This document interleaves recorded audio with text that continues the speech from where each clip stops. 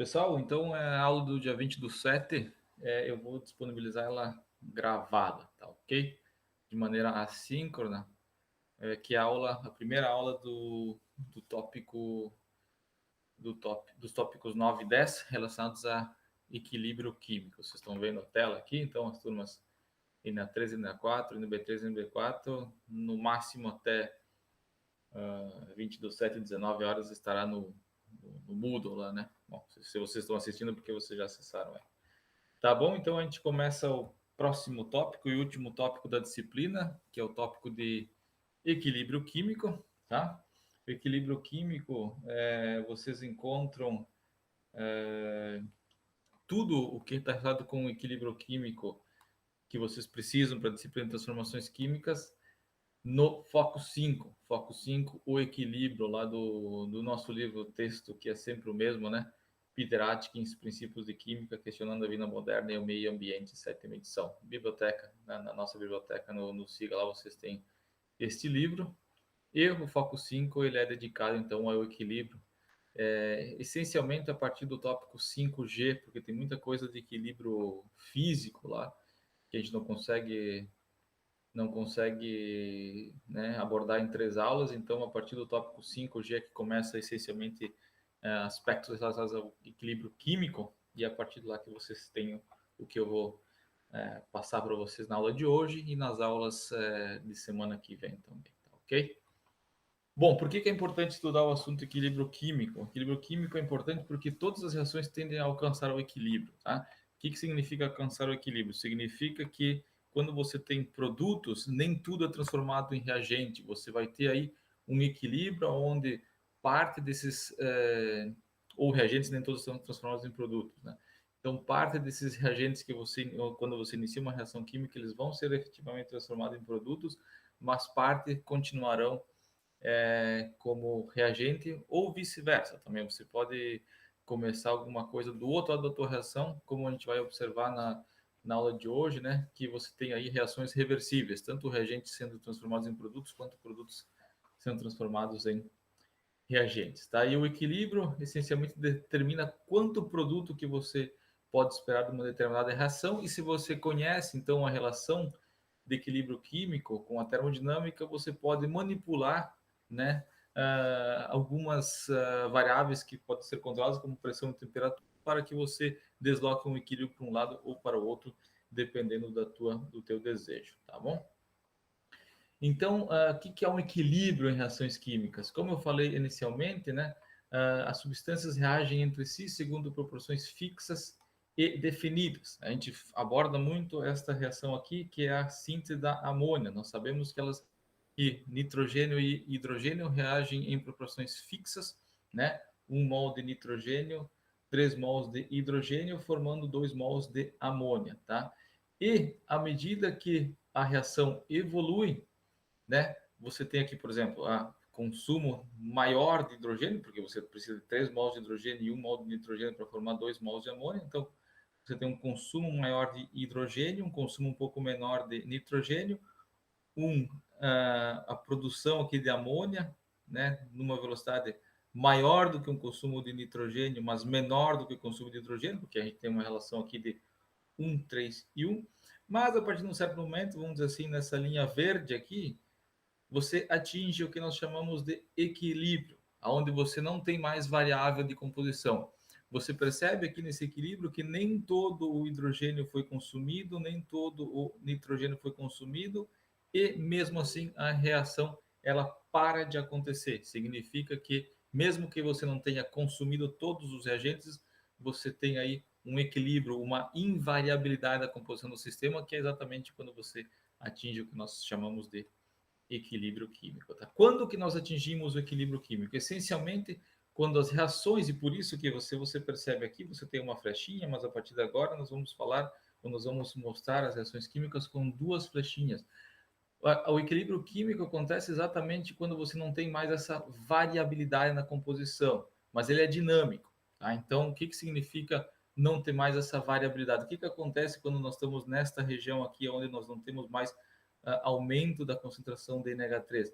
Significa essencialmente que as velocidades da reação direta, que é a formação da amônia e da reação inversa, que é a decomposição da amônia, seria a reação de 2NH3 resultando em N2 mais 3H2, né? Então a reação da direita para a esquerda, ela tem a mesma velocidade da reação da esquerda para a direita, tá? Então as velocidades das reações inversa e direta,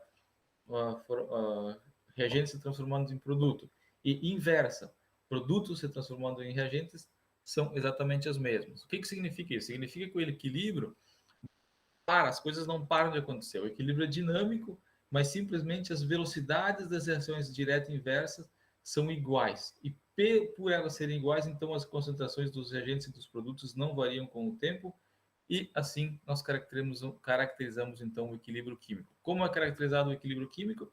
É quando as velocidades das reações direta e inversa idênticas. Não existe mais variação das velocidades e, por consequência, não existe mais variação na composição do sistema. Tá bom? Então, esta é a definição de equilíbrio químico.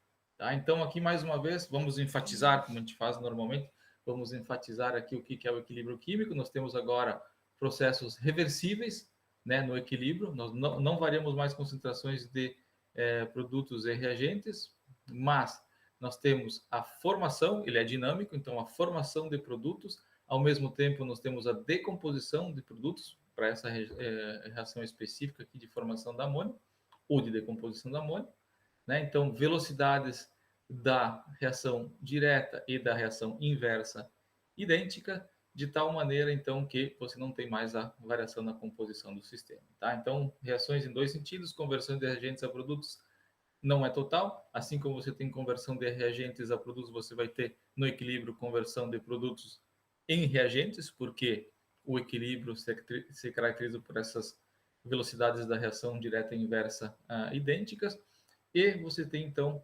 reagentes e produtos em equilíbrio. O que significa reagentes e produtos em equilíbrio? Que a composição do sistema não muda mais. O que você tem de concentração de reagentes vai continuar sendo sempre a mesma, o que você tem de concentração de produtos vai continuar sendo sempre a mesma, ainda que você tenha a transformação química de produtos em reagentes e vice-versa, mas com a mesma velocidade. Tá? Então, no equilíbrio, você ainda vai ter transformação de N2 mais H2 formando amônia, você, da mesma maneira, vai ter a formação de H2 mais N2 a partir da amônia, a reação inversa de decomposição, mas a concentração dessas três substâncias aqui, gás nitrogênio, gás hidrogênio e gás amônia, serão no equilíbrio. Não há mais variação da composição do sistema, ok?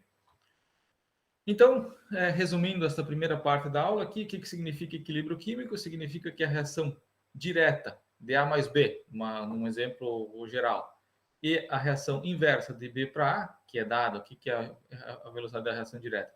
Constante de velocidade vezes a concentração de A, né? Nós estamos falando agora de cinética química, ou pelo menos relacionando a cinética química com o equilíbrio, na verdade, né?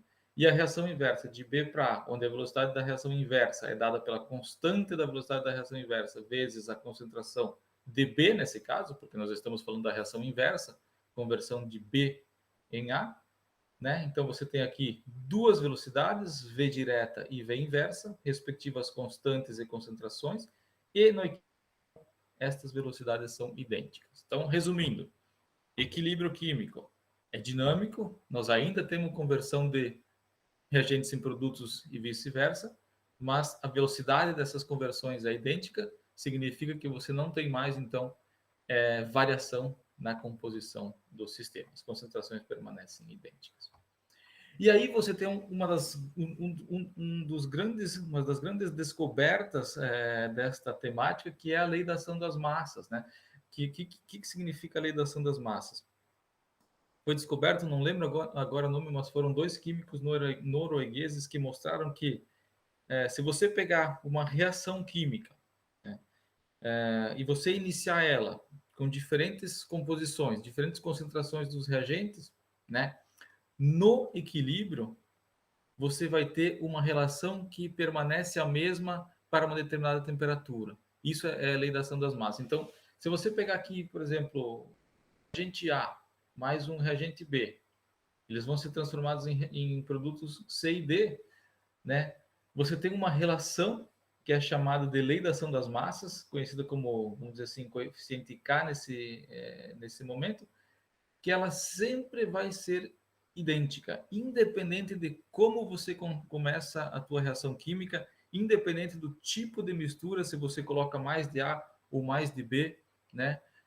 No equilíbrio, esta expressão, essa relação entre produtos e reagentes vai ser idêntica no equilíbrio. Tá? Então, o K aqui é chamado de lei ou expressão de lei da ação das massas, que é essencialmente um coeficiente empírico determinado experimentalmente, que leva em conta, então, uma razão entre a concentração dos produtos C e D, né, elevado aos respectivos coeficientes estequiométricos, é importante nesse caso do equilíbrio químico, mesmo que essa razão de ou razões de concentrações, ela seja determinada experimentalmente, ela leva em conta os coeficientes estequiométricos, nesse caso, dos respectivos produtos, dividido pela concentração dos reagentes, A e B nesse caso, elevado aos respectivos coeficientes estequiométricos. Então, é esta relação aqui, esta razão entre produtos e reagentes elevado aos respectivos coeficientes estequiométricos, que é invariável para uma determinada temperatura, para uma determinada reação. Isto é lei da ação das massas, tá ok? Então, independente de como que você começa uma reação química, né? Com que concentrações você começa, com que concentrações você começa, por exemplo, com A, você começa com mais A do que B, ou você começa com mais B do que A, no equilíbrio você tem uma razão que é definida, onde as concentrações dos produtos elevado aos respectivos coeficientes estequiométricos, dividido pela concentração dos reagentes elevado aos respectivos coeficientes estequiométricos, ela é invariável para uma determinada temperatura. É uma constante que é inerente da reação química a uma determinada temperatura, ok? Então, no equilíbrio, essa variável, essa constante, que nós chamamos inicialmente de Q, ela varia. Por que ela varia? Porque a reação vai acontecendo. Você vai, por exemplo, consumindo H2, consumindo N2 inicialmente, né? E você vai produzindo NH3 para a reação exemplo que a gente está utilizando aqui, que é a da síntese da amônia, mas no equilíbrio, quando você tem aqui a invariabilidade da concentração de produtos e de reagentes, esta relação entre produtos e reagentes elevado aos respectivos coeficientes estequiométricos, ela se torna invariável e nós chamamos aqui no equilíbrio o Kc se torna então o QC, que é a lei da ação das massas, se torna Kc, que é a constante de equilíbrio. De novo, inerente de uma reação química, né? Só tem relação com a temperatura. Ela não varia para uma determinada reação química, não, ela independe das concentrações iniciais que você utiliza. Tá? Você sempre vai ter essa constante de equilíbrio igual, específica para uma reação química e que somente depende da temperatura, não depende da composição inicial do teu sistema. Isso que é importante que esteja claro, tá ok? E não participam das expressões, isso eu não vou conseguir entrar em muitos detalhes, mas no nosso livro base você tem aí a explicação e a derivação do porquê. Não participam dessas expressões da constante de equilíbrio, os sólidos e os solventes, porque na verdade essa constante tem relação com a atividade destas moléculas e não exatamente com a concentração, ainda que na grande maioria dos casos você consegue relacionar atividade com concentração. Mas essa é uma informação que é importante aqui. Não participam da expressão da constante de equilíbrio sólidos e solventes puros. Ok? Então, essa aqui é a lei do equilíbrio, que vem da lei da ação das massas, né? Então, a uma temperatura, uma dada temperatura, o valor da lei da ação das massas, que é aquele coeficiente K, que relaciona, então, concentração de produtos e concentração de reagentes elevada às respectivos coeficientes estequiométricos, né, para uma certa reação, o equilíbrio é constante e esta constante é conhecida como constante de equilíbrio. Então, isso aqui é constante, né? Esta razão é constante no equilíbrio para uma determinada reação química. Então, por exemplo, o Kc só tem um valor de N2 mais 3H2, né? Nitrogênio mais hidrogênio reduzindo em amônio. Ela tem um valor somente, ela só vai ser diferente se você modificar a temperatura da reação química, tá ok? Então, essa é a lei do equilíbrio químico. Você tem um equilíbrio, né, uma constante, que é conhecida como constante de equilíbrio. Então, a relação, de novo, enfatizando, entre as massas dos produtos e dos reagentes elevado aos respectivos coeficientes estequiométricos é uma constante. Tá, então como é que muda essa constante, essa lei da ação das massas que nós chamamos K fora do equilíbrio, Q fora do equilíbrio e K no equilíbrio, tá? Então, à medida que a reação progride, tanto de reagentes para produtos ou de produtos para reagente, na verdade, quando você não está em equilíbrio, este valor de Q vai mudando até você atingir o equilíbrio e você ter efetivamente a constante de equilíbrio K. Tá? Então, se você tiver um Q, né, essa lei da ação das massas, essas razões, maior do que o K, que é a constante de equilíbrio, significa o quê? Significa que tu tem muito, você tem, na verdade, muito, se ele for menor aqui, né? Você tem ainda muito reagente e pouco produto. Como é que você faz para o Q se tornar essencialmente K? Ou seja, você tem que aumentar o valor de Q para ele ficar igual ao K aqui no equilíbrio. Significa que você tem que aumentar aqui o numerador e diminuir o denominador. Se você está nessa situação aqui onde o Q é menor do que o K. Tá? Então, nesse caso, você tem que os reagentes têm que ser convertidos em produtos. Tá? No equilíbrio, o Q vai ser igual ao K, porque a K é a definição de constante de equilíbrio, né? E quando você tem um Q que é maior do que K, significa que você tem muito numerador para pouco denominador. Você tem muito produto para pouco reagente, por isso que você tem um Q maior do que K, e nesse caso a reação inversa acontece. Ou seja, produtos têm que se converter em reagentes, e nesse caso, então, o sistema evolui da direita para a esquerda até que se atinja o equilíbrio. Tá? Então, aqui, essencialmente, está mostrado isso que eu falei. Tá? Você tem o ação, que é denominada lei da ação das massas, de novo, enfatizando para vocês não esquecer realmente, né, que é a concentração dos produtos elevado aos coeficientes estequiométricos, não dividido pela concentração dos reagentes elevado aos coeficientes estequiométricos, não entra nesta lei da ação das massas ou nesse coeficiente da reação sólidos puros e solventes, tá? Quando você tem então Q menor do que K, você tem um Q menor do que K, você tem a reação que ocorre no sentido da formação dos produtos, porque você tem pouco produto para muito reagente. Aí o Q fica menor do que K. Né? Quando você tem um Q maior do que o K, sendo o K constante de equilíbrio, você tem já muito produto para pouco reagente. Se você tem muito produto aqui, o Q fica maior do que o K, e nesse caso a reação inversa acontece. A reação inversa acontece, você consome estes produtos, a reação inversa seria daqui para cá, né? Você consome esses produtos até você atingir o equilíbrio, aonde você tem então essa invariabilidade neste quociente da reação. Tá? Então são três situações. Ou você equilíbrio onde Q igual a K, ou você está numa condição de Q menor do que K, ou seja, ainda muito reagente, e eles têm que ser consumidos, formados produtos para você chegar no valor de K, ou você tem muito produto, né? No caso de uma reação qualquer, ou exemplificada aqui como A mais B resultando em C mais D, quando você tem muito produto, muita coisa da direita da nossa reação aqui, você vai ter a reação inversa acontecendo, ou seja, A e B sendo formados a partir de C e D, e aí você tem aí um determinado momento que você tem o equilíbrio sendo atingido, onde você não tem mais a variação dessas concentrações de reagentes e produtos, tá ok? Então essas são as três situações que você pode ter no decorrer de uma reação química, tá?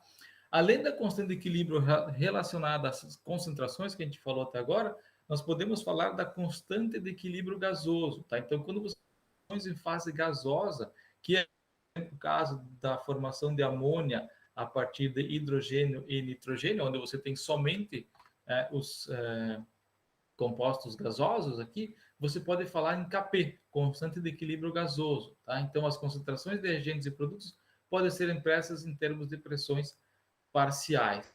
O Kp, a constante de equilíbrio gasoso, também é uma constante que no equilíbrio não varia, só varia com relação à temperatura, e ela pode ser dada então como a pressão parcial ao quadrado de NH3 da amônia, dividido pela pressão parcial do nitrogênio vezes a pressão parcial ao cubo do hidrogênio. Leva-se em conta, então, de novo, os coeficientes estequiométricos da reação, e você tem, então, Kp, constante de equilíbrio gasoso, sendo dada por esta relação entre as pressões parciais, sendo que a pressão parcial leva em conta, então, o número de mols, ou a fração molar, na verdade, dos respectivos gases que você tem, tá?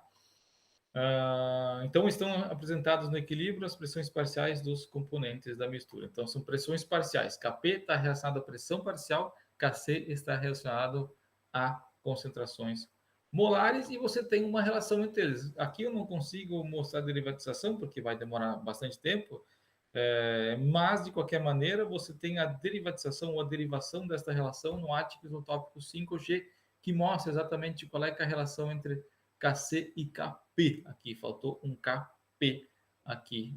Deixa eu até anotar isso aqui, depois eu tenho que. A partir do momento que. A relação entre Kc e Kp. A relação entre Kc e Kp, elas não é a mesma. Kc não é igual a Kp. Tá? Então, quando você faz a relação entre concentrações e a razão entre pressões parciais, esses valores de Kc e Kp não são os mesmos, mas você tem uma relação que leva, então, em conta, se você for verificar o tópico 5H do Atkins, você vai ver que ela leva em conta essas pressões parciais e você chega nesta relação aqui, que Kp vai ser igual a Kc multiplicado por RT elevado a ΔN, sendo que ΔN são os moles de produtos no estado gasoso, menos moles de reagentes no estado gasoso. Então, qual é que seria o ΔN, por exemplo, para a reação da amônia, né? Você tem 2 mols de produtos menos 4 mols de reagentes. Então, ΔN, né? Moles de produtos no estado gasoso menos moles de reagentes no estado gasoso vai ser 2 menos 4, ou seja, menos 2. ΔN vai ser igual a menos 2. Você forma menos mols de gases que você tem como reagente. Então, se você conhece o ΔN, por exemplo, menos 2 para essa reação, RT, que é a temperatura e a constante dos gases ideais, e você conhece Kc, você consegue então determinar Kp. Se você conhece Kp, conhecendo essa razão estequiométrica e principalmente o número de mols de produtos e reagentes no estado gasoso, você consegue estabelecer essa relação entre Kp e Kc, duas constantes relacionadas ao equilíbrio químico, uma que leva em conta concentrações molares de reagentes e produtos, e outra que leva em conta pressões parciais de produtos. Tá? Então, para você chegar nesta relação aqui, o tópico 5G, 5H do Atkins mostra a maneira como você consegue chegar em Kp a partir de Kc. Na verdade, em Kc a partir de Kp, se eu não me engano. Tá bom? Mas independente disso, o que importa é que você consegue estabelecer aqui uma relação entre essas duas constantes de equilíbrio, né, a partir da relação e da ideia das pressões parciais dos gases. Tá, e o que diz a magnitude de Kc da constante de equilíbrio? Kc essencialmente vai te falar se você tem uma reação que favorece a produção ou a formação de produtos ou que favorece a formação de reagentes. Quando você tem um valor de Kc aqui muito elevada, como aqui, por exemplo, na formação de HCl a partir de H2 mais Cl2, você tem aqui um valor de K igual a 10 na 18. Significa que para você ter o K é a razão entre produtos e reagentes elevado aos respectivos coeficientes estequiométricos. Então, para você ter um valor de K tão elevado assim, é porque você tem muito produto sendo formado. Tu tem muito denominador e pouco... você tem muito numerador e pouco denominador na tua constante de equilíbrio. Tá? Então, quando você tem um valor de K tão elevado, é porque você está favorecendo muito a formação de produtos. Tá? Quando você tem um valor muito baixo de K, né, o equilíbrio então favorece os reagentes. Ou seja, quando você tem, por exemplo, a formação do NO aqui, a partir de N2 mais O2, com um valor de 10 na menos 21, significa que o teu valor do denominador, que são os reagentes, é muito maior do que o teu valor do numerador, que são os produtos, e aí a razão entre eles aqui te dá um valor muito baixo. Significa que tu tem muito produto para pouco reagente. A reação, a reação no equilíbrio favorece a concentração dos reagentes e não dos produtos. Tá? Então aqui mostra, esse cartoon aqui mostra exatamente isso. Quando você tem um K de 1000, por exemplo, você tem muito amarelo, que mostra os produtos, e pouco reagente, que são os verdinhos. Quando você tem um K igual a 1, você não favorece nenhum nem outro. Você tem aí um equilíbrio entre reagentes e produtos. Né? Você não favorece nem a formação de produtos, nem a formação de reagentes. E quando você tem um K muito baixo, aqui está mostrando 10 na menos 3, mas, por exemplo, aqui 10 na menos 21, você tem o favorecimento da concentração ou da quantidade de reagentes no teu equilíbrio. Você tem muito mais reagentes em azul aqui no teu equilíbrio do que você tem de produtos. Tá? Então, o equilíbrio favorece a presença de reagentes quando você tem uma constante de equilíbrio muito baixa. Tá? E essa relação você consegue, essa relação entre ou inferir se uma reação é produto favorecida ou reagente favorecida, tem relação com a termodinâmica do sistema. Tá? Então, nós já estudamos a termodinâmica, nós sabemos que nós podemos calcular, por exemplo, a energia livre de Gibbs padrão de uma reação a partir, por exemplo, das padrões de formação e das entropias padrões de formação, tá? Mas quando você tem uma mistura, uma reação química que está acontecendo, que está progredindo, você tem um novo componente termodinâmico chamado ΔG, que não é o padrão que você calcula normalmente com dados tabelados de entalpia e entropia. Por quê? Porque você tem misturas, tá? Então você tem misturas, você progride, a relação entre produtos e reagentes vai mudando, e você tem essencialmente um fator de correção desta mistura que é dado por RT-ln de K aqui, tá? Então, a energia livre da reação é igual à energia livre padrão desta reação mais um fator de correção que é dado como RT-ln de K, sendo que sendo o Kc o quociente da reação, essa razão entre produtos e reagentes, tá? De novo, essa derivatização aqui, ou essa derivação dessa relação, você encontra no Atticus, no tópico 5G, tá? Do nosso livro base.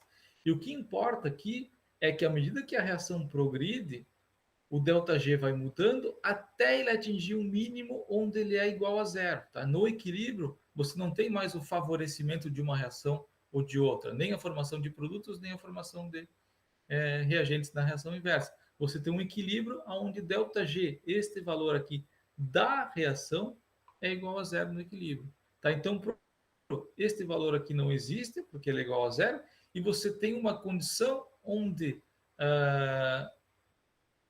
a energia livre padrão da reação está relacionada com a constante de equilíbrio. Como isso aqui é igual a zero, né, nós podemos dizer que o ΔG zero, que é a energia livre padrão desta reação, que você pode, por exemplo, calcular a partir de entalpias padrões, a partir de entropias padrões, ou mesmo com valores tabelados de energia livre padrão de reação, esses valores aqui de ΔG zero podem ser encontrados inclusive tabelados para diferentes reações, tá? Você tem uma relação entre esse valor de ΔG zero e o valor do coeficiente da constante de equilíbrio. Então, a partir de valores de energia livre padrão de reação, você consegue estabelecer um valor de constante de equilíbrio e aí, então, inferir sobre o favorecimento de ou de reagentes. Tá? Então, vamos supor que você tenha tabelado o valor da energia livre padrão de uma reação, da reação da amônia. Tá? Se o Kc que você calcula a partir desses valores de ΔG aqui, é maior do que 1, né? O logaritmo de Kc vai ser positivo, o ΔG vai ser negativo e os produtos são favorecidos em relação aos reagentes. Tá? Se o Kc é igual a 1, você tem o ln de Kc igual a 0, porque ln de 1 é igual a 0, o ΔG é igual a 0 e os produtos e os reagentes são igualmente favorecidos. Tá? Que é o que nós mostramos naqueles cubinhos amarelos e azuis que nós mostramos alguns slides anteriormente. Né? E quando você tem um Kc menor do que 1, você tem um ln de Kc negativo, um ΔG positivo, e os reagentes, então, são favorecidos em relação aos produtos. O que nós tiramos, então, desse slide aqui? O que é importante que vocês entendam aqui? Que a partir de valores de ΔG, padrão de reação que vocês podem encontrar tabelados, por exemplo, tá? Você consegue identificar se uma reação vai favorecer a formação de produtos, favorecer a formação de reagentes, ou vai ter reagentes e produtos igualmente favorecidos. Por quê? Porque a partir de valores de ΔG0, novo, podem ser calculados a partir de entalpias padrões de formação, entropias padrões de formação, ou tabelados já como ΔG, você consegue calcular Kc, porque você não tem mais nada de incógnita aqui, você tem só temperatura e constante dos gases, e a partir do Kc você pode então identificar se uma reação vai favorecer reagentes, se favorecer produtos, na verdade, quando o Kc é maior do que 1, não vai ter favorecimento nem de reagentes nem de produtos quando o Kc é igual a 1, ou vai ter o favorecimento de reagentes quando o Kc for menor do que 1. Tá? Então, é importante vocês saberem que nós temos, então, uma relação entre a energia livre e o equilíbrio químico. A partir de delta, a energia livre padrão da reação, você pode calcular valores de constante de equilíbrio ou, ao contrário, né? A partir de valores de constante de equilíbrio conhecidos por uma determinada temperatura, você pode calcular, então, a energia livre padrão de uma determinada reação. Os equilíbrios, como a gente vem falando, mas a gente não tinha exemplificado ainda aqui, eles podem ser homogêneos ou podem ser heterogêneos. Tá? Então, homogêneos nós temos uma só fase, nós estamos explorando bastante aí o equilíbrio da formação ou da decomposição da amônia, né, numa reação reversível. Você só tem gases nesse caso aqui, então você tem um equilíbrio homogêneo. Quando você fala de reações de precipitação ou reação de calcinação, por exemplo, nessa aqui, onde você tem a calcinação, a queima de carbonato de cálcio, resultando em óxido de cálcio mais CO2, você tem um equilíbrio que ele é heterogêneo. Por que ele é heterogêneo nesse caso aqui? Porque você tem sólidos e você tem gases sendo formados aqui. Você tem um CO2 sendo formado e um sólido sendo formado. Então, isso aqui é um equilíbrio que ele é heterogêneo. Por quê? Porque tem mais de uma fase aqui nesse caso. Aqui na questão do gás, aqui você só tem uma fase, a fase gasosa. Tá? Então, de novo, enfatizando como essas constantes de equilíbrio estão relacionadas à atividade dos componentes, nós temos que lembrar, e por isso que eu coloquei em vermelho aqui, que a atividade de um líquido puro ou de um sólido puro é igual a 1. Portanto, os equilíbrios são descritos da seguinte forma, como está mostrado aqui. Eles não levam em conta, então, atividades ou concentrações de líquidos puros, por exemplo, a água pura não entra nas constantes de equilíbrio, ou sólidos puros. Tá? Então, o equilíbrio de solubilidade, por exemplo, para o iodeto de chumbo, formando íons chumbo 2 mais íons iodeto. Como que a gente escreve a constante de equilíbrio desse caso? Aqui é uma constante de equilíbrio de solubilidade, que por isso que a gente chama de KPS, aqui, então, equilíbrio de solubilidade. O equilíbrio, mas não deixa de ser um equilíbrio químico, tá? É só uma notação diferente. Ele vai ser igual a simplesmente a concentração do chumbo 2+, que é um íon, multiplicado pela concentração do iodeto elevado ao quadrado, porque nós temos aqui coeficiente estequiométrico igual a 2, mas não leva em conta aqui a concentração do iodeto de chumbo sólido. Por quê? Porque a atividade de um líquido ou de um sólido puro é igual a 1 e ela não entra na constante do equilíbrio que nós estamos estudando neste momento. Tá? Então, sólidos e líquidos puros não entram na descrição das constantes de equilíbrio, e é por isso que a constante de solubilidade aqui, o equilíbrio de solubilidade do iodeto de chumbo, leva em conta somente as concentrações do iodeto e do chumbo na forma de íons, tá bom? E temos aqui um exercício, tá? Então aqui nós escrevemos as expressões da constante de equilíbrio para cada uma das seguintes reações, tá? Então pede para você escrever a constante de equilíbrio para cada uma das seguintes reações. O que não leva em conta a constante de equilíbrio? Como eu falei para vocês, sólidos e líquidos puros. Então, por exemplo, nessa primeira aqui, o que nós temos? Nós temos SNO2, óxido de estânio, que não vai ser levado em conta na constante de equilíbrio, e nós temos estânio puro aqui, na forma de sólido, que também não vai ser levado em conta na expressão da constante de equilíbrio. Tá? Então, qual é que é a constante do equilíbrio desta primeira reação que eu mostro para vocês aqui? Simplesmente concentração de CO2 elevado ao quadrado, porque nós temos aqui coeficiente estequiométrico 2, dividido pela concentração de CO, monóxido de carbono, elevado ao quadrado, porque nós temos aqui um coeficiente estequiométrico igual a 2, tá? E são gases, não são nem sólidos nem líquidos que possuem atividade igual a 1. Tá?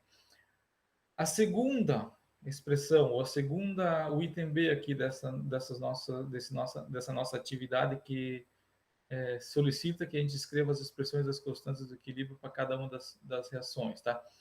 O que nós temos de líquido puro ou sólido puro aqui? Nós temos o cromo sólido, tá? Então essa também não entra na constante do equilíbrio, e nós temos a prata sólida aqui também, que não entra na constante do equilíbrio. Tá? Então, qual é que é a constante do equilíbrio para o segundo, para o item B?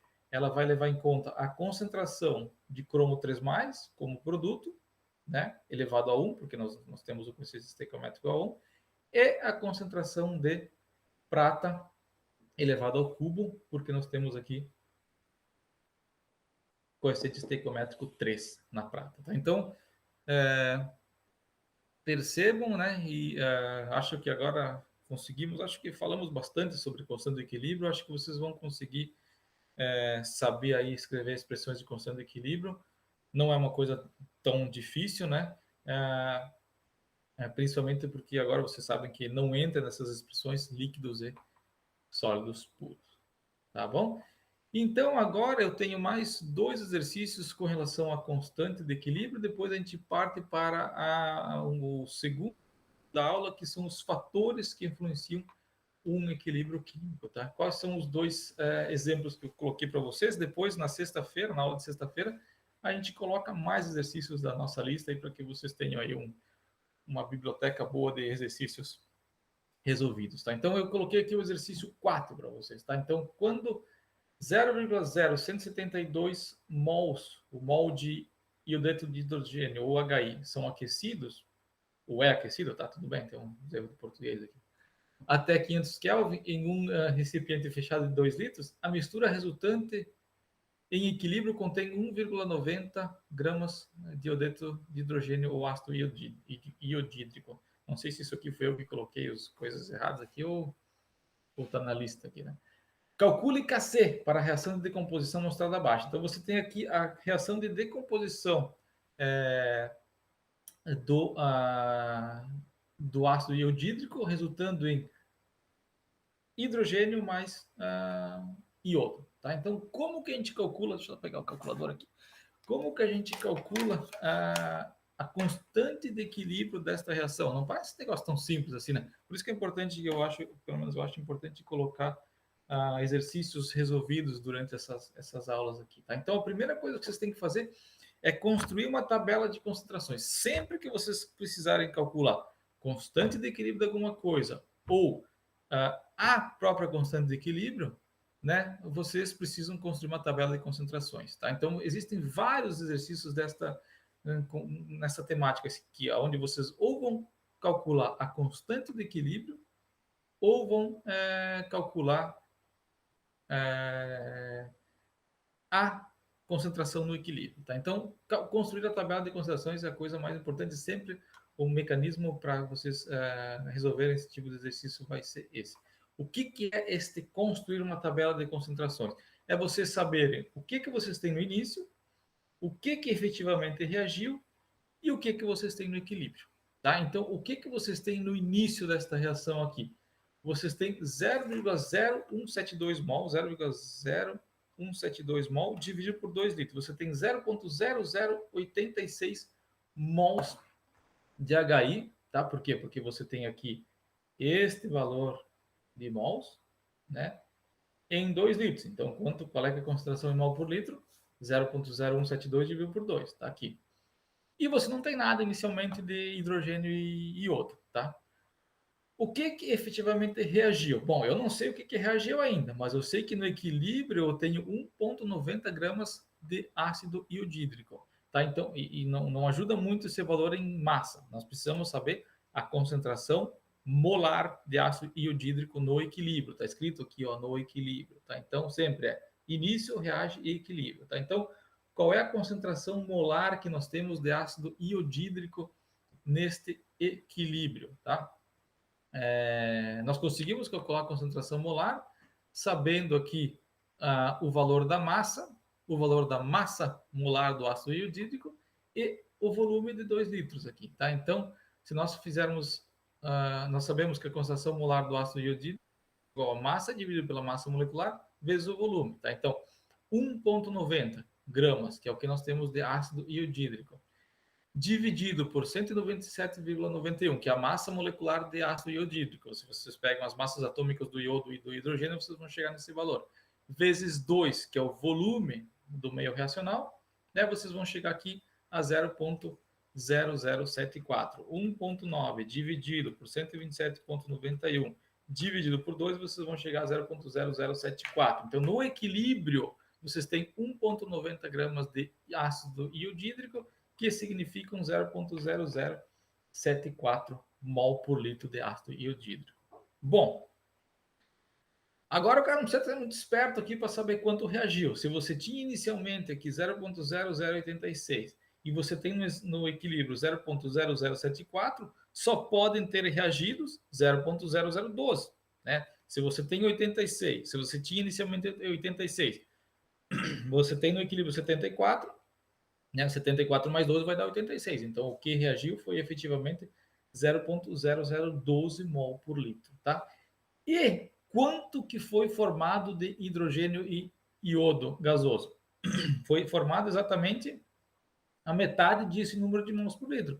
Por quê? Porque cada mol de HI resulta em 1 mol. Cada 2 mols de HI resulta em 1 mol de hidrogênio gasoso mais 1 mol de iodo gasoso aqui, tá? Então, se você reagiu 0,0012 mols por litro de HI, significa que você formou aqui 0,0006 mols de H2 e 0,006 mols de I2. Por quê? Porque a cada 2 mols de HI, 2 mols de HI se decompõem formando 1 mol de H2 e 1 mol de I2, tá? E o que você tem no equilíbrio? A soma disso, 0,0086 mais menos, né? Aqui, por que aqui está menos? Porque aqui nós estamos consumindo HI. Aqui está mais porque nós estamos produzindo H2 e I2, tá? Então, nós temos no equilíbrio 0,0086 menos 0,0012, que vai te dar 0,0074. Aqui, como você não tem nada no início, você tem, então, os valores de 0,0006 mol por litro para ambos os gases H2 e I2. Tá? Então, maravilha, chegamos às concentrações no equilíbrio. Agora fica fácil calcular Kc, porque nós sabemos o que a gente precisa fazer. Nós precisamos calcular ou escrever a expressão do equilíbrio químico, que a gente já sabe, a gente fez isso no exercício anterior, e, a partir da expressão do equilíbrio químico, substituir as respectivas concentrações. Tá? Então, qual é que é a expressão do equilíbrio químico para este equilíbrio do exercício 4? A expressão da Kc é igual a concentração dos produtos, H2 e 2, elevado a 1, porque o coeficiente estequiométrico de ambos é 1, dividido pela concentração de HI, né, elevado ao quadrado, porque nós temos o coeficiente estequiométrico igual a 2, tá? E na expressão da constante do equilíbrio, nós utilizamos, evidentemente, os valores calculados para o equilíbrio, Tá? Então, substituindo aqui, nós teremos o quê? Que Kc vai ser igual a 0,0006 elevado ao quadrado, que são os produtos, dividido por 0,0074 ao quadrado também, porque nós temos aqui o coeficiente estequiométrico igual a 2. Tá? Então, os 6 daqui e os 6 aqui estão relacionados ao iodo e ao hidrogênio. O 7,4 daqui, do denominador, está relacionado aqui ao ácido iodídrico com coeficiente estequiométrico igual a 2. Fazendo esta razão aqui, nós chegamos ao valor de 6,5 vezes 10 na menos 3 como constante de equilíbrio desta reação. Tá? Ela é adimensional, porque nós estamos dividindo aqui mol por litro vezes mol por litro, dividido por mol por litro vezes mol por litro. Não tem nenhuma dimensão que sobra aqui nesses cálculos de constante de equilíbrio. Tá? Então, é um parâmetro que é adimensional. Tá? Então, espero compreendido aqui como que nós chegamos no valor da constante do equilíbrio a partir das respectivas concentrações de equilíbrio. Sempre construir esta tabela de concentrações de acordo com a estequiometria. Coloquei mais um exercício aqui para vocês parecido com esse, tá? Que é o exercício 7 da lista, tá? A reação do ácido acético, CH3COH, com etanol, tá? Então, quando você tem um ácido acético, um ácido com um álcool, você forma um éster, uma reação de esterificação. Tá? Você tem ácido acético mais etanol, você vai formar o acetato de etila, que está dado aqui, e água. Tá? Então, ácido acético mais etanol forma acetato de etila mais água, onde o valor da constante de equilíbrio é igual a 4. Tá? Então, ele te dá nesse exercício. No outro, você precisava calcular a constante de equilíbrio. Neste aqui, ele está te dando a constante de equilíbrio. Sem dúvida, ele vai te perguntar as concentrações de equilíbrio. Tá? Então, se as concentrações iniciais de ácido acético e álcool são, respectivamente, aqui 32 e 6,30, tá? E nenhum dos produtos está presente inicialmente, tá? Então, você não tem aqui os produtos presentes inicialmente, qual deverá ser a concentração do éster no equilíbrio? Então, está perguntando aqui a concentração deste cara aqui no equilíbrio. Tá? Então, de novo, como que a gente resolve este tipo de problema? Fazendo a tabela das concentrações. Tá? Então, construindo a tabela das concentrações. Coloquei aqui de novo a reação química em questão. Tá? Ácido acético mais álcool, resultando em acetato de etila mais água, com uma constante de equilíbrio igual a 4. Aqui, tá? Então, de novo, vamos construir a tabela de concentrações. O que nós precisamos? Como que a gente constrói concentrações? Sabendo o que nós temos no início, o que reage e o que nós temos no equilíbrio. Tá? Início, o que a gente tem? A gente tem 0,32 mol por litro de ácido acético, 6,30 mol por litro de etanol e nada de acetato de etila. Da onde que surgem esses valores aqui? Do exercício. Né? O enunciado te diz que você tem 0,32 mol por litro de ácido acético e 6,30 mol por litro de álcool, tá? E nada de acetato de etila, que é o produto da reação. O que reage? Aí você tem a equação química já balanceada aqui. Você sabe que você precisa o quê? De 1 mol de ácido acético mais 1 mol de etanol para você produzir 1 mol de acetato de etila. Da onde que eu sei que você precisa de 1 mol de cada um para produzir 1 mol do produto aqui? Da reação química balanceada. Se vocês verificarem aqui, isso aqui respeita aquela lei que a gente falou lá nos tópicos 3 e 4, que é a lei de conservação de massa proposta por Lavoisier. Tá? Então, você não perde e você não ganha átomos quando você tem aqui 1 mol de ácido acético mais 1 mol de etanol, resultando em 1 mol de acetato de etila mais 1 mol de água. Tá? Então, para você formar 1 mol, um X aqui, de acetato de etila, você precisa consumir menos 1 mol, ou menos X de ácido de etanol, e menos X de ácido acético. E no equilíbrio, o que você vai ter? Você vai ter o que você tinha no início, 0,32, menos o que reagiu, que é o X aqui. Então, no equilíbrio aqui, você vai ter 0,32 menos X de ácido acético, 6,30. É só somar isso aqui, vai te dar o equilíbrio. Soma isso aqui, vai te dar o equilíbrio, 6,30 menos X. 32 menos o equilíbrio do ácido acético, e o X aqui, X mais 0 igual a X, vai te dar o valor da concentração do acetato de etila. Tá? Então, o que o exercício está pedindo? Ele está pedindo exatamente a concentração do acetato de etila no equilíbrio. Ele está pedindo exatamente para você calcular esse X aqui. Tá? E o que ele te dá além dessas informações de concentrações?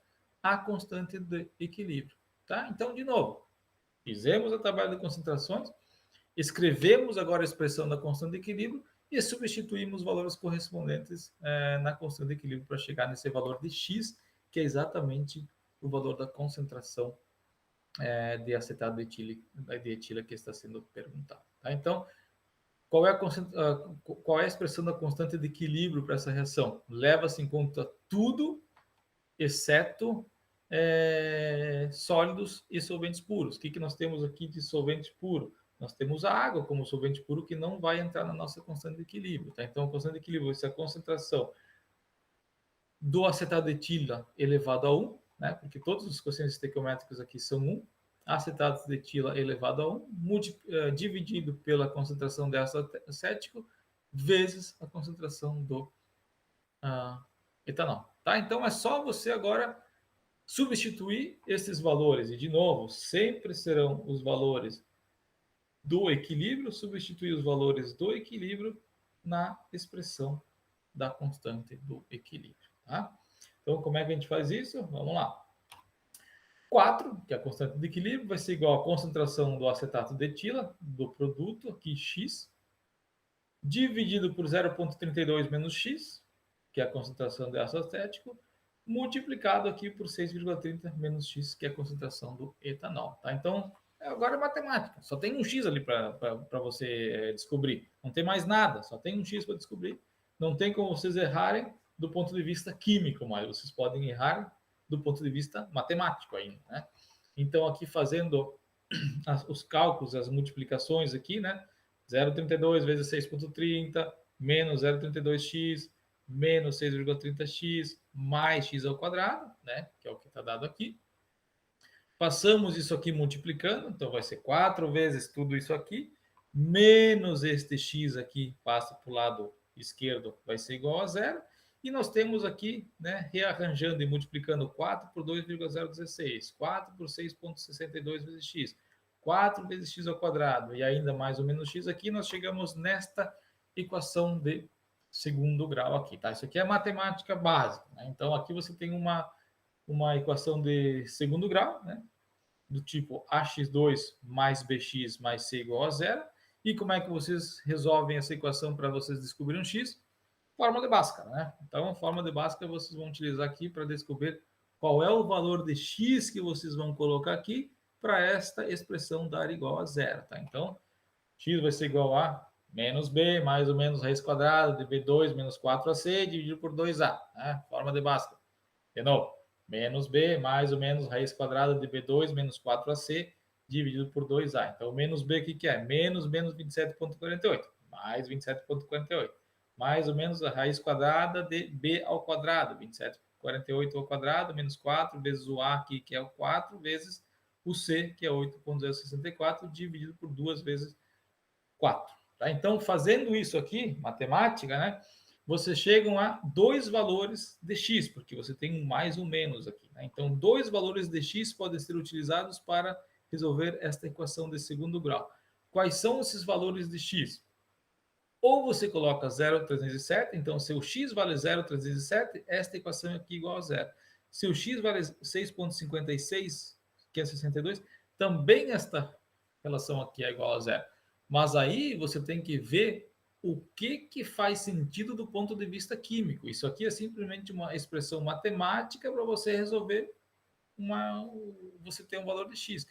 Faz sentido o valor de 0,307? O valor de 0,307 faz sentido sim.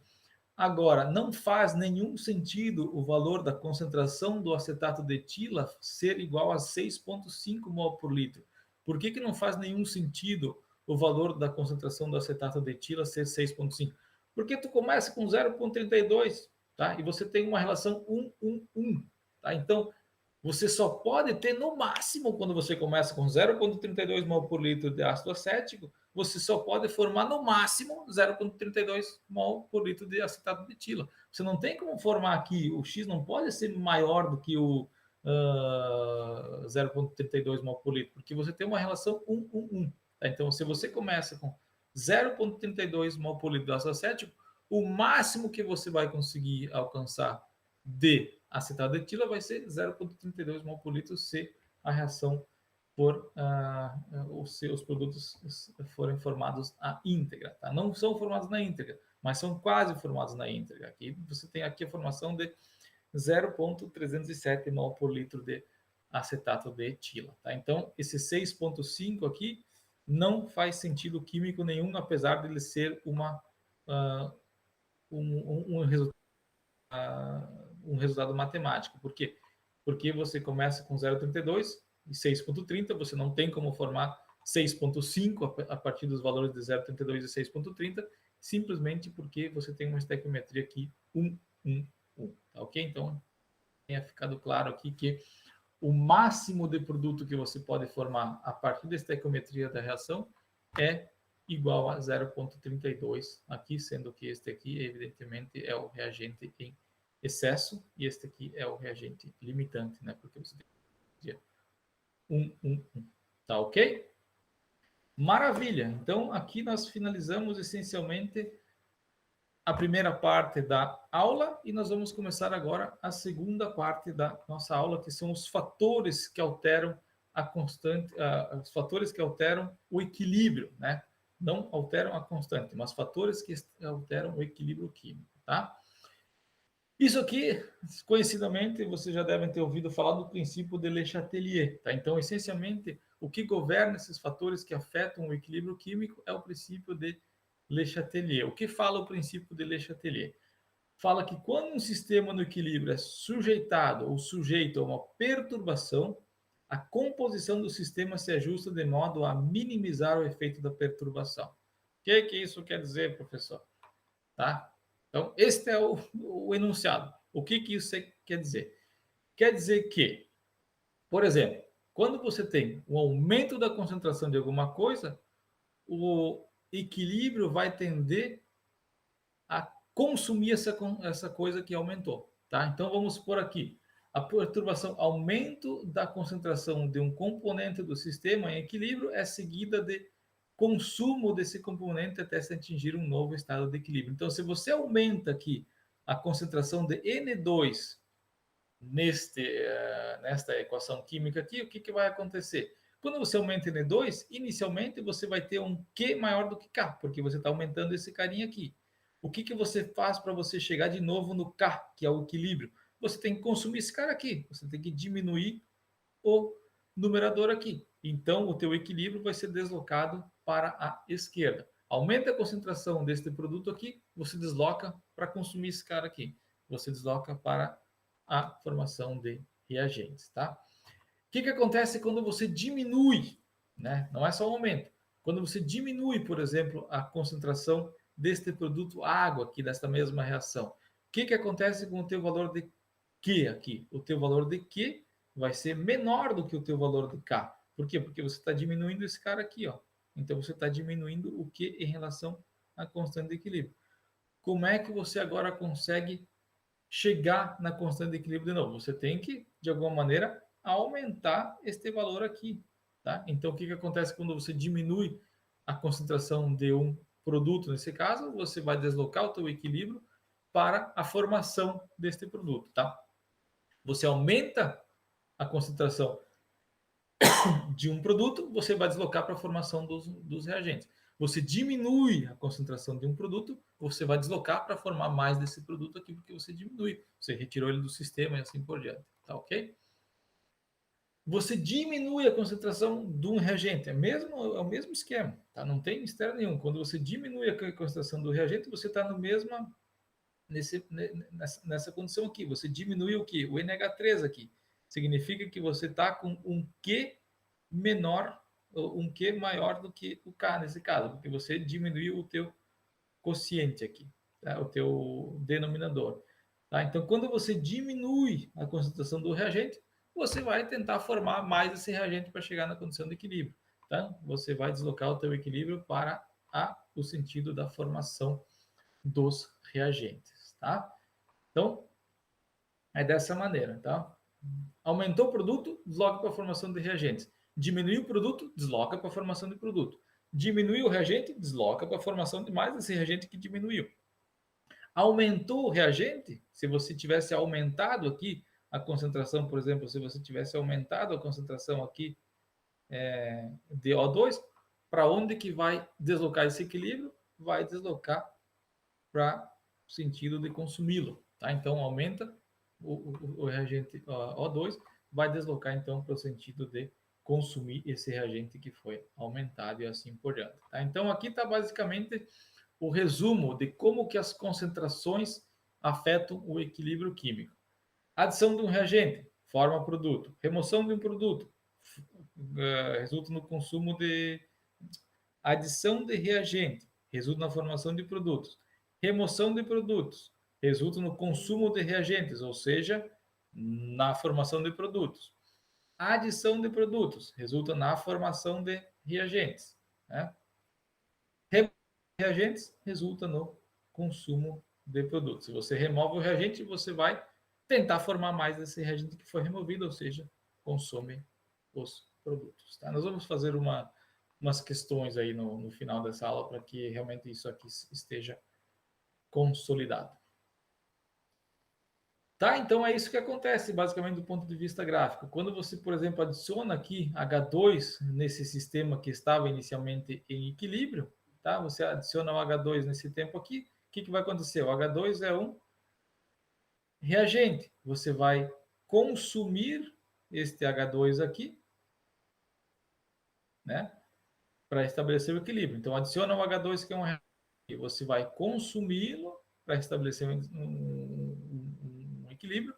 Quando você consome o H2, você vai consumir o N2 também, e você vai então produzir NH3, tá? Então, o que significa isso aqui que nós estamos mostrando aqui?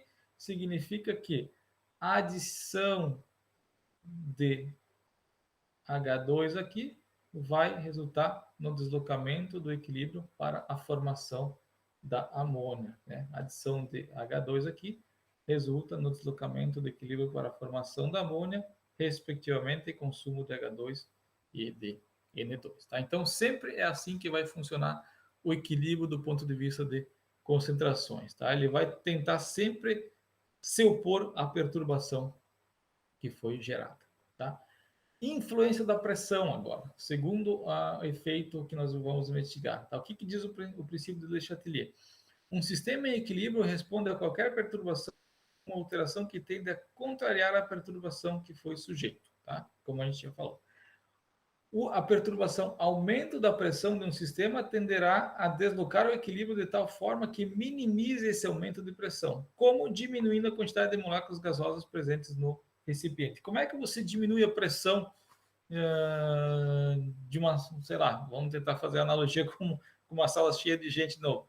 Se você aumenta a pressão, ou seja, você reduz o espaço, como é que você se opõe a esta perturbação? Se você reduz o espaço, a única maneira de você diminuir essa pressão é você diminuir o número de gente. Tá? Então, você diminui o espaço, você tem que tirar gente do lado de dentro. Tá? Basicamente é isso. Quando você aumenta a pressão, você vai tentar diminuir a quantidade de moléculas gasosas presentes no recipiente. Sempre que você tem um aumento de pressão, então você vai tender, o equilíbrio vai ser deslocado para o lado onde você tem menos produtos gasosos. Por quê? Porque, na verdade, são menos moléculas gasosas, porque, na verdade, a pressão está relacionada muito mais a gases do que a líquidos e sólidos. Né? Então, essencialmente, o que gera pressão são os reagentes ou produtos gasosos. Tá? Então, como que o equilíbrio é afetado do ponto de vista de pressão? Sempre que você tem aumento de pressão,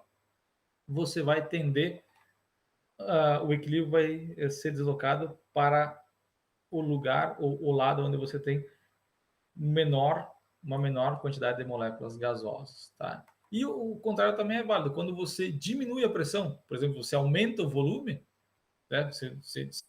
Essencialmente você aumenta o volume, preservando todas as outras variáveis termodinâmicas idênticas, você inerentemente, se você mantém a temperatura constante, à medida que você aumenta o volume, você diminui a pressão. E aí, se você diminui a pressão, você vai deslocar o equilíbrio para a região onde você tem mais moléculas gasosas. Tá? Então, aumenta a pressão, desloca para a região onde você tem menos moléculas gasosas, diminui a pressão ou aumenta o volume, mantendo a temperatura constante, você vai deslocar o equilíbrio para a região onde você tem mais moléculas gasosas. Tá bom?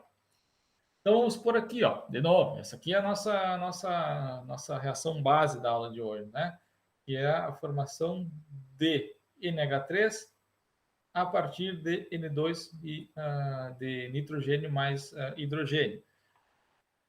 O que acontece quando a gente aumenta a pressão dessa reação aqui? Bom, a gente tem que calcular ou tem que identificar o número de mols gasosos aqui, né? Então vamos colocar as bolinhas aqui. Nós temos 2 mols gasosos como produto e nós temos 4 como reagente. Quando a gente aumenta a pressão, a gente desloca para a região onde tem menos coisa gasosa, menos mols gasosos. Tá? Então, quando a gente aumenta a pressão, a gente vai tentar fazer com que se produza menos mols gasosos. Para onde que é deslocado esse equilíbrio? Então, para a direita. Por quê? Porque aqui nós temos 4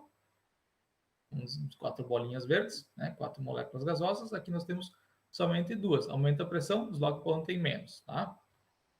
Aqui, quantos nós temos? Aqui tem bastante, então tem que cuidar para não errar aqui, né? Mas basicamente eu estou mostrando aqui reagentes e produtos todos gasosos, tá? Então nós temos aqui 7 mols gasosos, vamos dizer assim, como e 8 como produto, tá? Então aqui 1, 2, 3, 4, 5, 6, 7, 1, 2, 3, 4, 5, 6, 7, 8.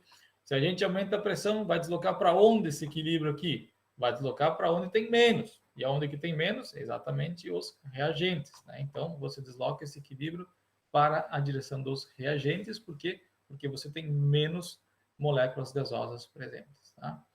Mais um exercício aqui, aquela reação que a gente viu anteriormente, que era a calcinação do carbonato de cálcio. Você tem moléculas gasosas somente como produto. Se você aumenta a pressão, você vai deslocar a reação para onde tem menos gás. Tá? Então, aqui nós temos somente uma molécula gasosa, aqui nós temos 0. Então, quando a gente aumenta a pressão do sistema, nós vamos deslocar de novo para a região ou para o sentido dos reagentes, porque nós não temos nenhuma molécula gasosa nesse caso aqui. Tá? E uma outra reação que a gente viu até o momento, na verdade é o inverso da decomposição do ácido iodídrico que a gente fez no exercício da constante de equilíbrio, do cálculo da constante de equilíbrio dele. Aqui nós temos o quê? Nós temos 2 moléculas gasosas como produto e 2 moléculas gasosas como reagente. Então, nesse caso, não tem um benefício você deslocar o equilíbrio para um lado para o outro, né? Então, quando você tem o número de moléculas gasosas idênticos nos reagentes e nos produtos, a mudança de pressão não tem efeito no equilíbrio da reação. Tá? Então, sempre que você, resumindo aqui, aumenta a pressão, você desloca o equilíbrio para o sentido onde você tem menos moléculas gasosas. Tá? E quando você tem números idênticos de moléculas gasosas, então mudança de pressão não tem efeito no equilíbrio químico. Penúltima influência do equilíbrio que a gente vai estudar ou explorar na aula de hoje, a influência da temperatura. O que diz o princípio de Lefebvre? Diz que um sistema em equilíbrio responde a qualquer perturbação de uma alteração que tende, com uma alteração que tende a contrariar a perturbação a que foi sujeito. Então, é fácil entender o efeito da temperatura no equilíbrio, não na equilíbrio, de reações químicas, se imaginarmos o calor como um produto ou um reagente da reação. Tá? Então, por exemplo, aqui, na reação de formação de C2H12O6 aqui, você tem um ΔH que é positivo. Significa que a reação absorve calor. Se a reação absorve calor, o calor pode ser aqui como um reagente. Tá? Então, quando absorve calor, significa reagente. Quando a reação é exotérmica, nós podemos entender o calor como um produto. Tá? Então, quando você aumenta a temperatura aqui, o que acontece com a reação química ou com uma reação química endotérmica? nós vamos deslocar ela para o sentido dos produtos, tá? Por que o sentido dos produtos? Porque você tivesse aqui o calor como sendo um reagente numa reação endotérmica. E quando você aumenta o calor, ou seja, você aumenta a temperatura, você vai deslocar onde? Se nós entendermos o calor como um reagente, quando você aumenta o calor, você vai deslocar, então, a reação química no sentido dos produtos, tá? Então, a perturbação aumenta a temperatura, favorece a transformação em que há absorção de calor, reações endotérmicas. Tá? Então, aumento de temperatura vai favorecer reações endotérmicas. Tá? De maneira reversa, né? Aumento da temperatura favorece reações endotérmicas, diminuição da temperatura favorece reações exotérmicas. Por quê? Porque numa reação exotérmica o calor é entendido como um produto. Tá? Então, quando você aumenta o produto, você vai deslocar a reação química no sentido dos reagentes. Tá? Então, por exemplo, aqui, ó, o que acontece na formação do trióxido de enxofre a partir do dióxido de enxofre e oxigênio? Ela tem um valor de ΔH de menos 197,78 kJ por mol. Significa que o calor aqui é entendido como um produto. Tá? Nós temos aqui mais calor aqui. Se nós aumentarmos este calor aqui, aumentar a temperatura, o que acontece com o equilíbrio químico? Vai ser deslocado no sentido dos reagentes, tá?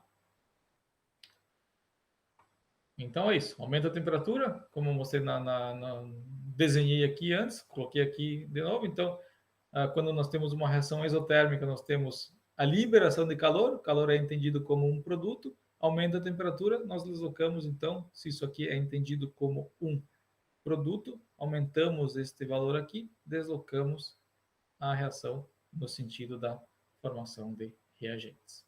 Tá? Então, nós deslocamos a reação no sentido da formação de reagentes. Tá? Então, o aumento da temperatura favorece reações endotérmicas e desfavorece reações exotérmicas. Por isso que, por exemplo, quando você coloca normalmente quando você quer dissolver alguma coisa em água, essas reações elas são na sua grande maioria, não na grande maioria, mas muitas delas são endotérmicas, né? Por exemplo, a reação de dissolução de sal de cozinha em água aqui, ela é uma reação endotérmica, né? Você absorve 4 kJ de calor para essa reação. Significa que aumentar a temperatura normalmente você consegue dissolver de maneira mais fácil, né? Então essa dissolução aqui ela é endotérmica, aumenta a temperatura, favorece reações endotérmicas, ou seja, você dissolve mais fácil. Normalmente quando você não consegue dissolver alguma coisa em um determinado solvente, você aquece um pouco para ver se dissolve, porque se o processo de dissolução é endotérmico, ele absorve um pouco de energia, aumentando a temperatura ajuda, né? Normalmente as coisas se dissolvem mais fáceis em água quente do que em água a temperatura ambiente, né? Desde que o processo seja endotérmico. E aqui eu mostro, acho que o último exemplo com relação à influência da temperatura, quando você tem esse equilíbrio químico aqui entre esse complexo de cobre com água e esse outro complexo de cobre, esse complexo de cloreto, não, de cobre não, o cloreto com cobalto e um complexo de cobalto com água aqui, um é rosa claro e outro é azul, tá? Então esse aqui é rosa claro, que é o com água, e esse aqui é o azul, tá? Que é o com cloro aqui, tá? Se uma mistura púrpura clara, vamos dizer que é azulzinho, em equilíbrio, e a temperatura ambiente é colocada em um becker com água quente, a mistura fica azul escura. Esta reação é endotérmica ou é exotérmica? Né? Então você tem uma coisa azulzinha, você coloca na água, ela fica azul escura. Para onde que está sendo deslocado esse equilíbrio aqui? Se fica azul escura, o equilíbrio está sendo deslocado no sentido dos produtos, tá? Então, para ele ser deslocado no sentido dos produtos, nós temos que ter o calor como reagente. E nesse caso, então, esta reação ela é endotérmica, né? Ela é endotérmica, né? Então você tem mais calor aqui como reagente, né? Quando você aquece, você desloca no sentido dos produtos, tá? Então ela é uma reação que ela é endotérmica.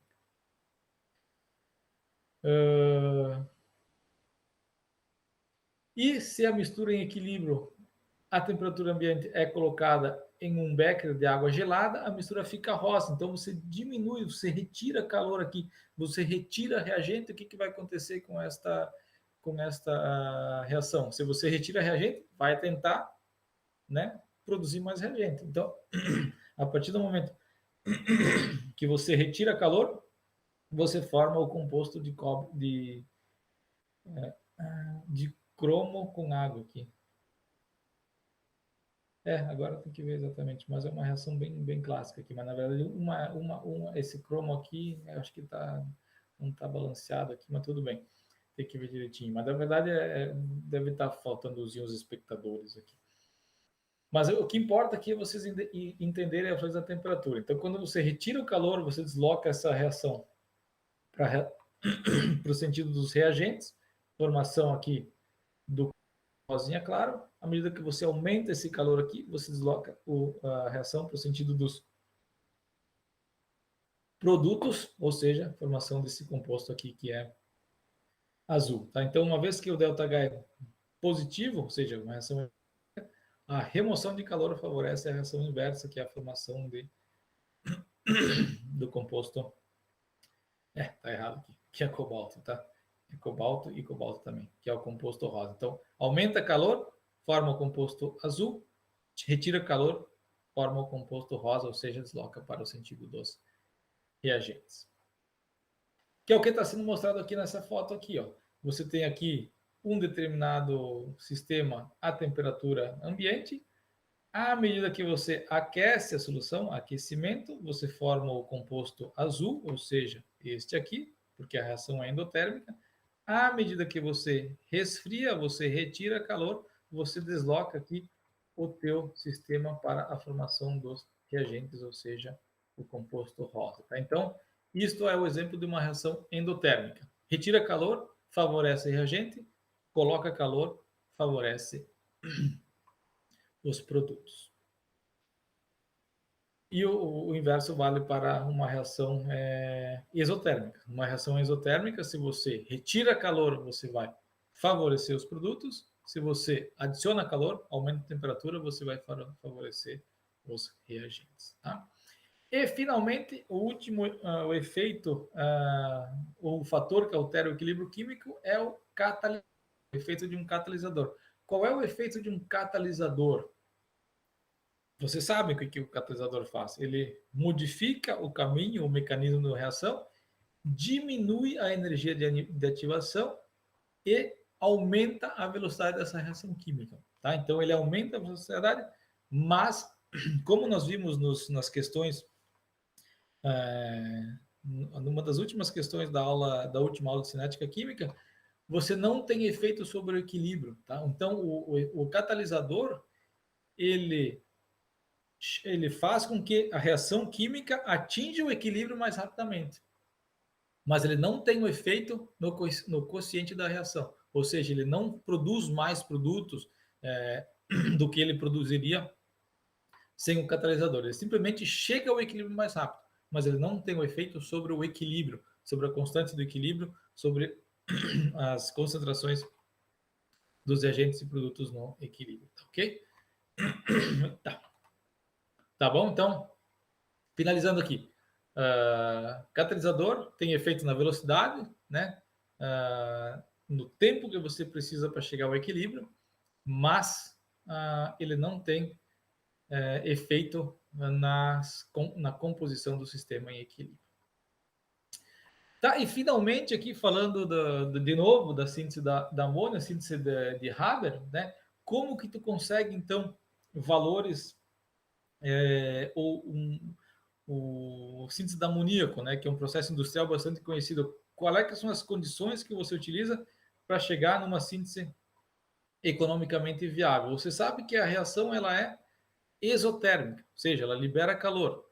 Você sabe que você tem 4 mols de moléculas gasosas aqui e 2 mols de moléculas gasosas como produto, tá? Então, quais é que são as condições ideais para você ter uma síntese da amônia ou do amoníaco economicamente viável? Essencialmente, você utiliza altas pressões, tá? Por que você utiliza altas pressões nessa síntese da amônia, nesse processo de Haber? Porque você aumenta a pressão aqui, você desloca para a região onde você tem um menor número de reagentes gasosos, que no caso aqui são os produtos, é o amoníaco, que exatamente é o produto que você deseja nessa síntese industrial. Você, a princípio, essa reação química, você desloca o equilíbrio para o sentido da formação da amônia a partir do momento que você reduz a temperatura, porque ela é uma reação exotérmica, tá? Quando você o calor aqui, você desloca o equilíbrio para a direita.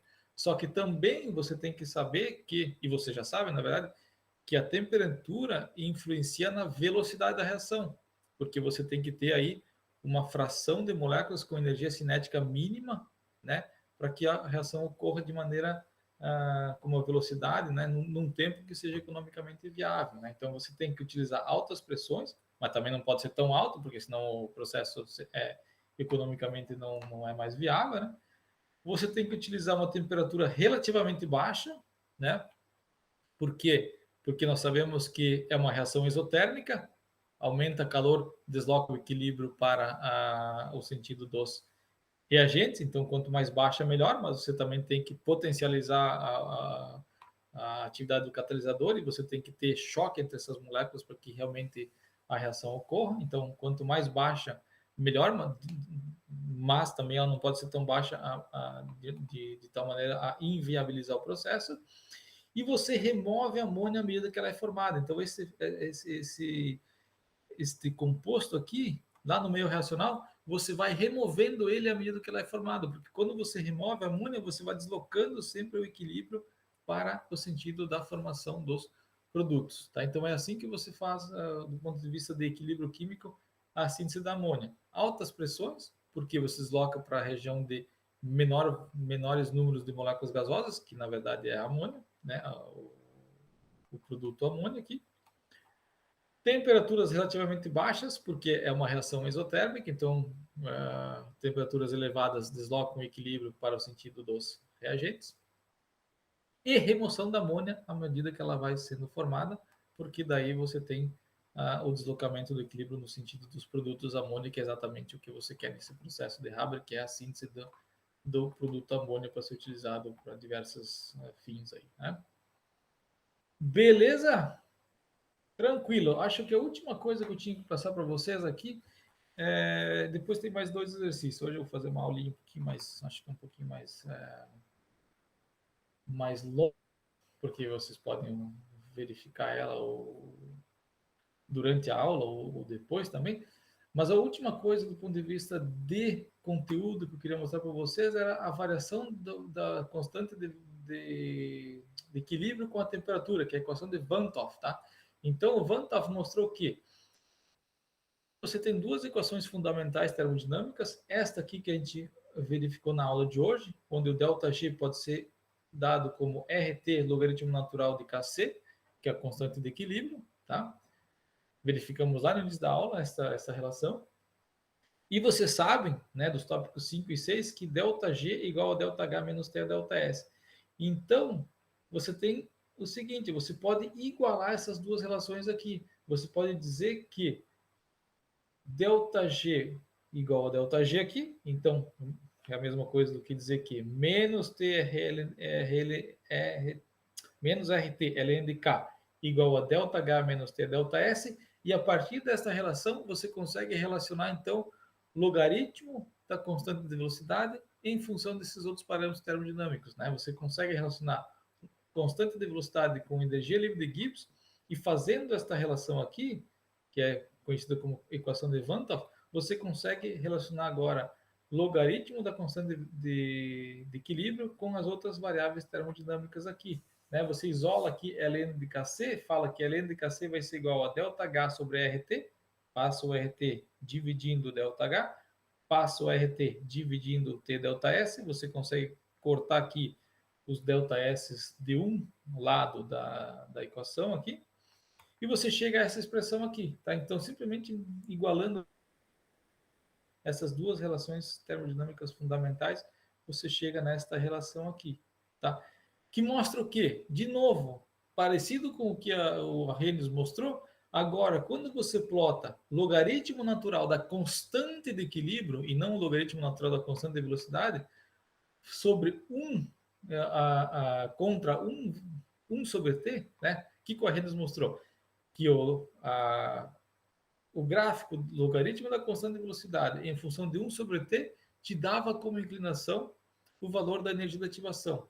Aqui a equação de Van 't Hoff mostra que quando você plota o logaritmo da constante de velocidade, logaritmo da constante de equilíbrio, tá? Não vamos se confundir, contra 1 sobre t, você vai ter inclinação menos delta sobre r, tá?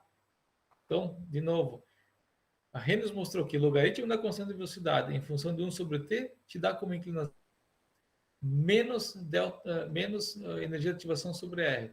O Van 't Hoff mostra que o logaritmo da constante de equilíbrio em função de 1 sobre t te dá como inclinação menos ΔH sobre R. Tá? Então, aqui nós temos os dois plots para uma reação exotérmica e para uma reação endotérmica. O logaritmo de constante de equilíbrio, o Kc, o Kek, aqui, Kek, logaritmo da constante de equilíbrio em função de 1 sobre t vai te dar uma inclinação igual a menos ΔH sobre R.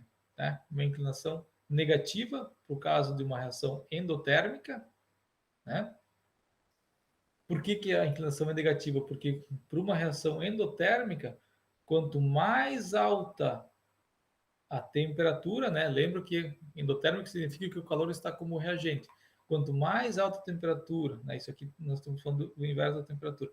Quanto mais alta a temperatura, maior vai ser a constante de equilíbrio, porque vai produzir mais produtos, tá?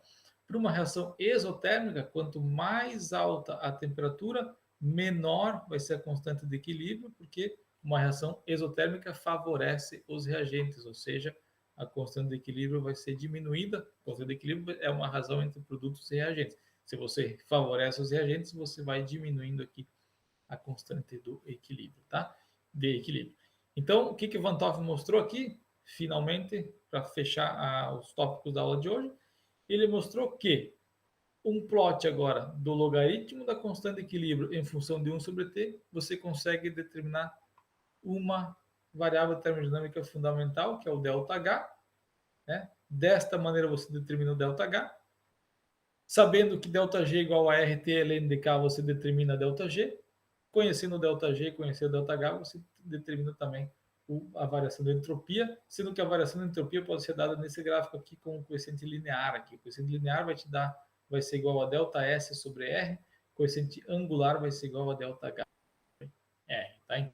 E com a Van 't Hoff, aí você consegue relacionar todas as variáveis termodinâmicas com a constante de equilíbrio. Tá? E era isso que eu tinha para passar para vocês de conteúdo na aula de hoje.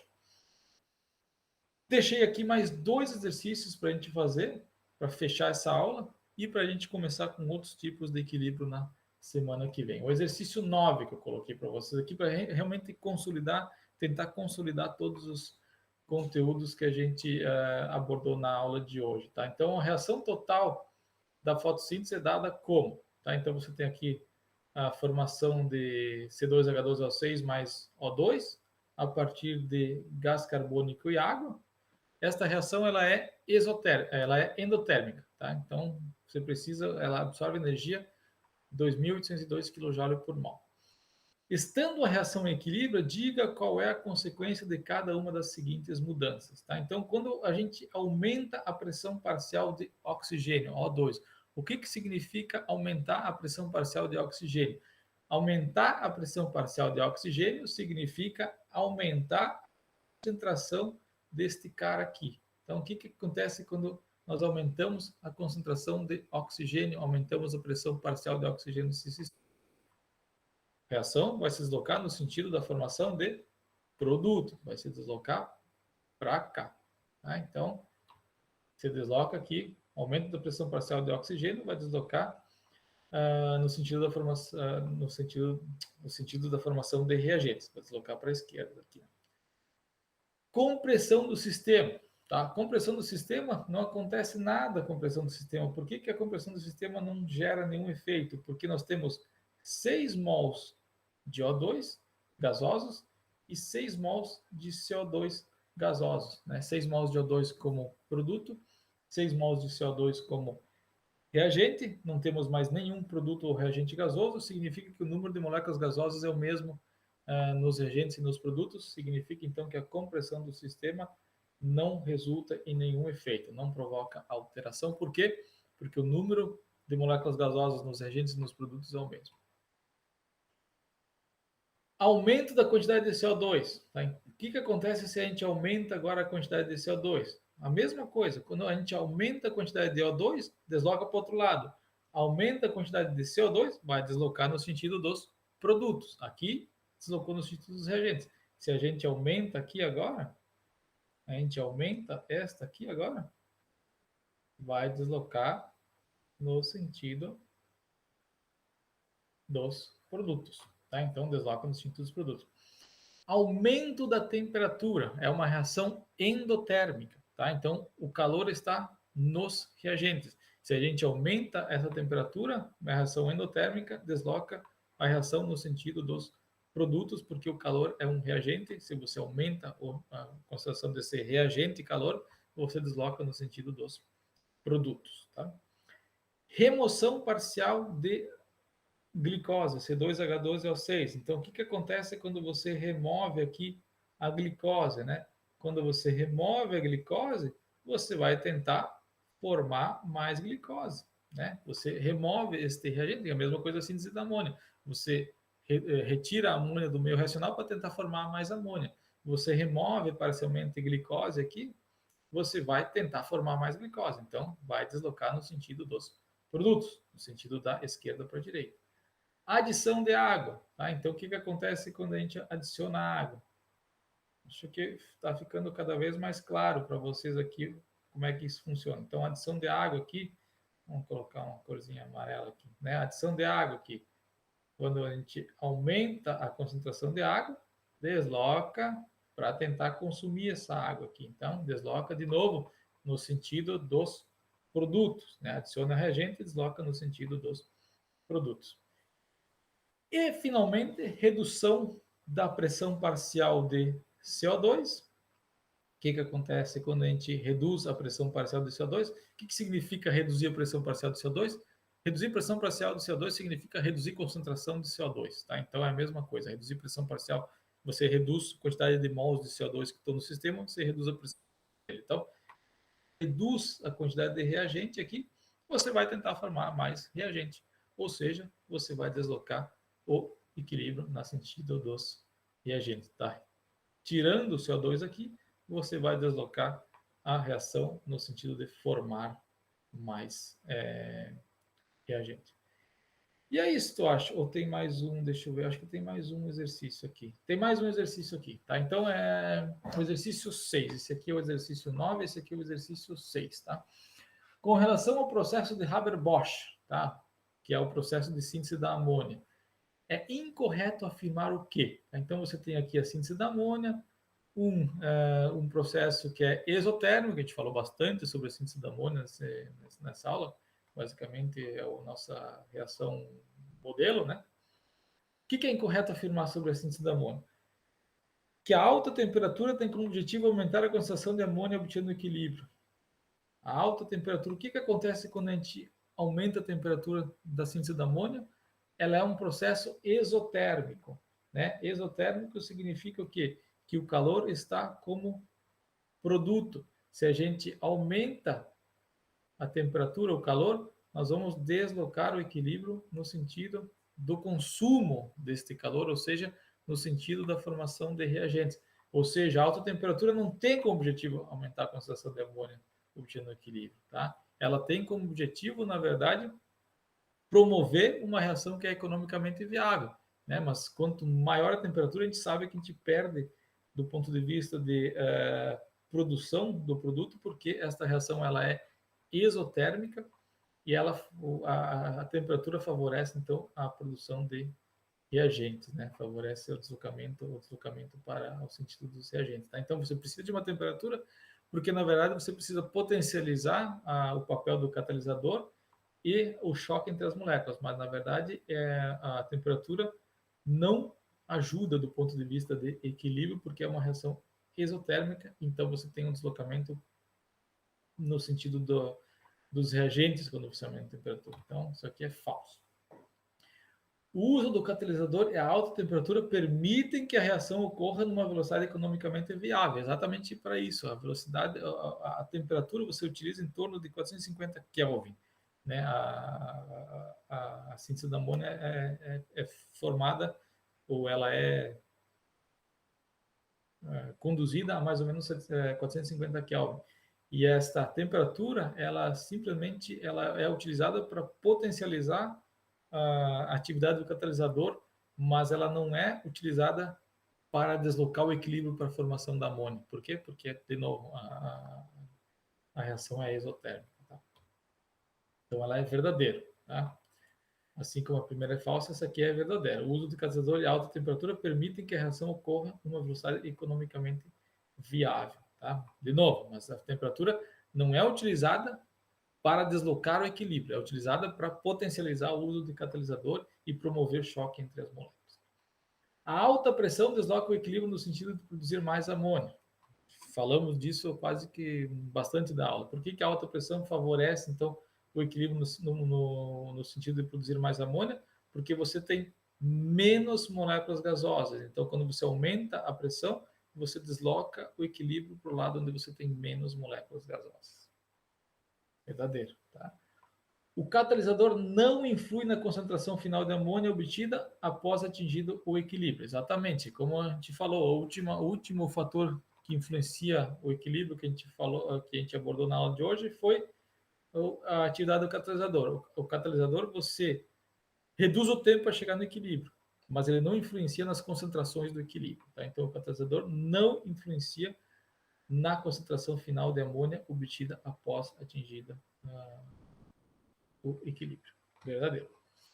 E para separar a amônia dos reagentes, refria-se os seus gases, obtendo-se a amônia líquida a menos 33 graus, retorna-se H2O2 que não reagiram para a câmara da reação. Exatamente, isso aqui é um processo mais particular, que não necessariamente vocês precisam, vocês têm aí o conhecimento para saber, mas basicamente quando você resfria o meio reacional, a amônia ela liquefaz, vamos dizer assim, ela se torna líquida a uma temperatura mais alta, né? Porque ela tem interações de pontes de hidrogênio ali e tal. Se você for lá para o tópico 1, você vai entender por que a amônia tem um ponto de fusão mais elevado do que o hidrogênio e o nitrogênio. Tá? Então, você reduz a temperatura, faz com que a amônia se torne líquida, tira ela do meio reacional, e a partir do momento que você tira ela do meio reacional, você tira produtos, você então, né, remove produtos, você desloca o equilíbrio para o sentido de formação de mais produtos. Então, é exatamente assim que funciona, e esta alternativa também ela é verdadeira. Tá? Então, a única falsa aqui, que é exatamente o que está perguntando, né, que é incorreto afirmar, é que a alta temperatura tem o objetivo de aumentar a concentração de amônia. Ela não tem esse objetivo, ela tem o objetivo de potencializar aí realmente uma reação economicamente viável, mas a alta temperatura, de qualquer maneira, ela desloca o equilíbrio para o sentido dos reagentes. Beleza? Fechamos então a aula de hoje aqui. A próxima aula nós vamos continuar falando de equilíbrio, né? Nós vamos falar de equilíbrios ácido-base, tá? Então, na terça-feira que vem, nós teremos aí continuação desse último tópico de transformações químicas. Falaremos sobre equilíbrios ácido-base. Muito provavelmente falaremos também sobre equilíbrios de solubilidade. E na sexta-feira que vem, que é a última aula do quadrimestre de transformações químicas, nós falaremos então sobre algum tópico remanescente, de repente, desses tópicos 9 e 10, ou algum assunto remanescente, mais exercícios aí para vocês realmente terem aí o conteúdo totalmente fechado desta disciplina. Maravilha, vou parar a apresentação aqui, espero que vocês tenham compreendido tudo. Se ficou alguma dúvida, vocês podem, então, entrar em contato comigo por e-mail, tá? ou amanhã tem o atendimento aluno, tá? Amanhã das 18 às 19, quarta-feira, dia 21/7, das 18 às 19, eu tenho atendimento aluno, onde eu posso sanar qualquer dúvida que vocês possam ter aí. Maravilha? Então, boa aula, fiquem à vontade para para interagir com o assunto e, se necessário, vocês entrem em contato comigo por e-mail ou através do atendimento do aluno amanhã, que a gente resolve qualquer dúvida que tenha surgido aqui nessa aula assíncrona. Beleza? Interrompendo a gravação e bons estudos para vocês.